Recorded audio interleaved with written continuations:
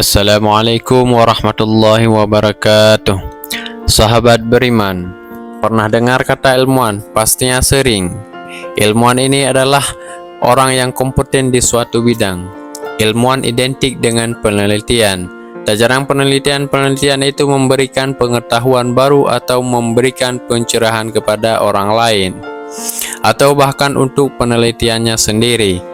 Bentuk pencerahan tersebut bisa berupa memeluk agama Islam.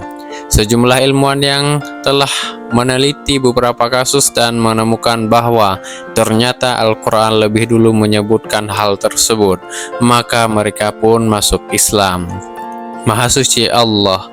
Mau tahu siapa-siapa saja ilmuwan yang memeluk agama Islam setelah melakukan penelitian? Ini dia penjelasannya untuk kamu. Tapi sebelum lanjut, jangan lupa klik subscribe, like, dan lonceng notifikasi untuk mendukung channel ini akan terus menyiarkan informasi yang menarik. Pertama, Jacques Yves Cousteau, seorang yang lahir di Prancis pada 11 Juni 1910.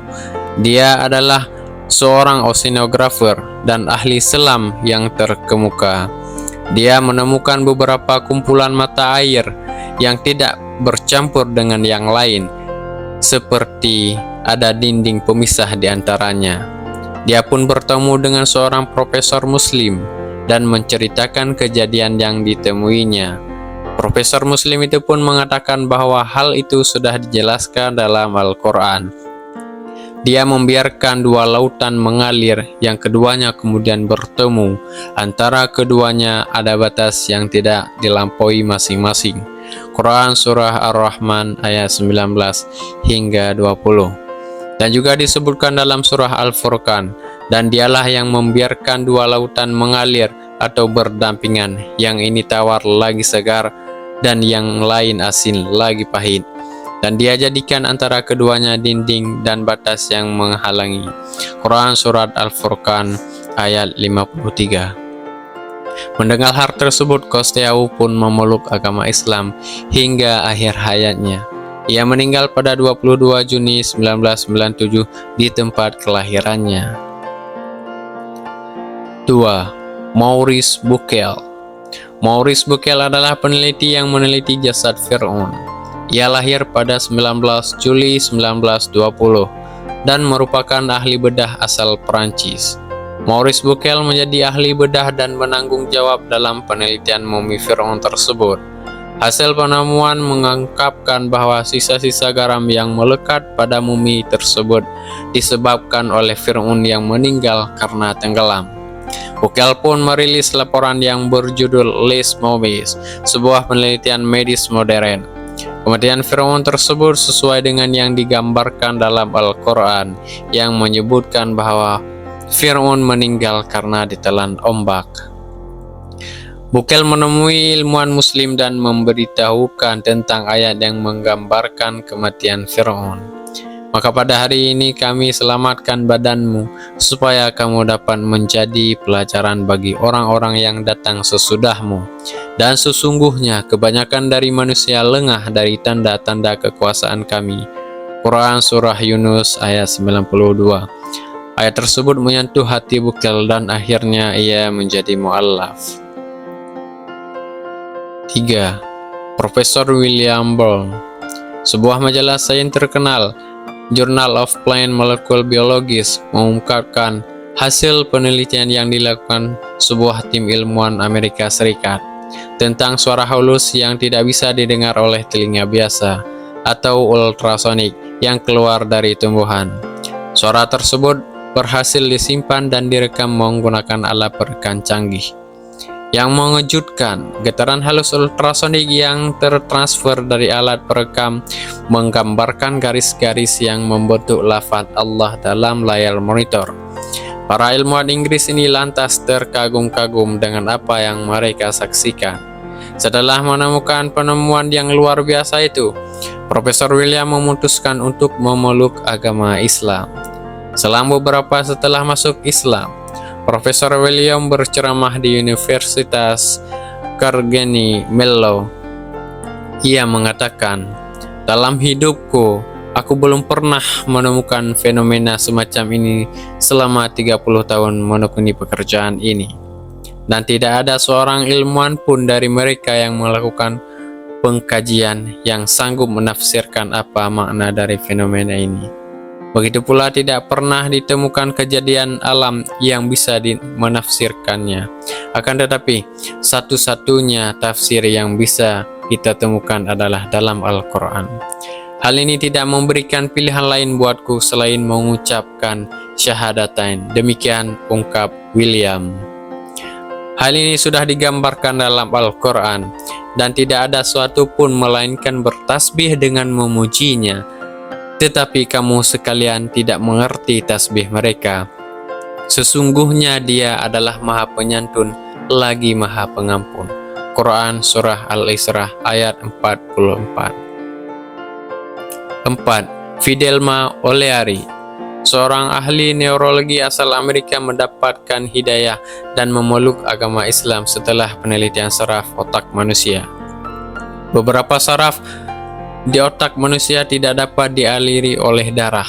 Namun Fidelma mau berpendapat bahwa setiap bagian otak harus dialiri oleh darah yang cukup agar berfungsi dengan normal. Hasil penemuannya itu mengungkapkan bahwa otak bisa dialiri darah ketika sujud dalam salat. Hal tersebut tentu saja menunjukkan bahwa jika orang tidak salat, maka otaknya tidak akan menerima darah yang cukup, sehingga tidak bisa berfungsi dengan normal. Penasaran dengan penemuannya, ia mencoba mengkaji lebih serius. Setelah memakan waktu lama, penelitiannya pun tidak sia-sia. Akhirnya dia menemukan bahwa ternyata darah tidak akan memasuki urat saraf di dalam otak manusia secara sempurna, kecuali ketika seseorang tersebut melakukan sujud dalam salat. Artinya, kalau manusia tidak menunaikan ibadah salat, otak tidak dapat menerima darah yang secukupnya untuk berfungsi secara normal. Setelah penelitian mengejutkan tersebut, Fidelma mencari tahu tentang Islam melalui buku-buku Islam dan diskusi dengan rekan-rekan muslimnya. Setelah mempelajari dan mendiskusikannya, ia malah merasa bahwa ajaran Islam sangat logis. Hatinya begitu tenang ketika mengkaji dan mendalami agama Islam.